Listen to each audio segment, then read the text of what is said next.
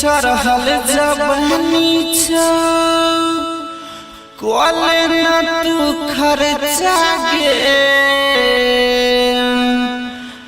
चढ़ल जवानी कोले न तू खर्चा गे छौरी लवर बनाइले फिर नहीं तो जवानी गे छौरी लवर बनाइले फिर नहीं तो जवानी होई तो जवानी नहीं तो जवानी तो जवानी नहीं तो जवानी गे छौरी नहीं ना मिलाइले फिर नहीं तो जवानी गे छौरी लवर बनाइले फिर नहीं तो जवानी गे छौरी लवर बनाइले फिर नहीं तो जवानी। अखिन अहाँ सब सुन रहल छी किसानपुर से मां जानकी रिकॉर्डिंग स्टूडियो की शानदार प्रस्तुति। फिर नहीं तो जवानी लगबै छे टाइट दिन से जोड़िया देखाबै छे छोरा के मन किया के रोज सनकाबै छे लगबै छे टाइट दिन से जोड़िया देखाबै छे छोरा के मन किया के तू सनकाबै छे रस गरल तोहर रहतौ हरियर गे की रस गरल तोहर रहतौ हरियर गे छौरी ओठ चटाइले फिर नहीं तो जवानी गे छौरी लवर बनाइले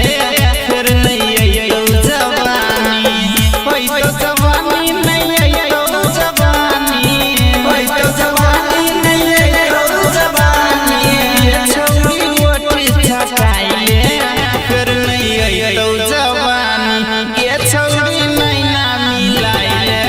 फिर नहीं तो जवानी गे छौरी लवर बनाइले फिर नहीं तो जवानी Presented by मां जानकी म्यूजिक।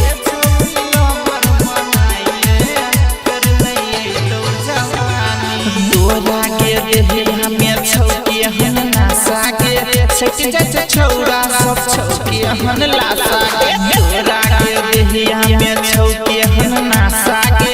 सच जच छौरा सब छौके हन लासा के असहनी मनीष के तहु बन जदी बानी गे राइटर मेस के तहु बन जदी बानी गे छौरी लवर बनाइले फिर नहीं तो जवानी गे छौरी लवर बनाइले फिर नहीं तो जवानी होई तो जवानी नहीं तो जवानी तो जवानी नहीं तो जवानी गे छौरी नहीं ना मिलाइले फिर नहीं तो जवानी गे छौरी लवर बनाइले फिर नहीं तो जवानी गे छौरी लवर बनाइले। Mixed by Dinesh Raj।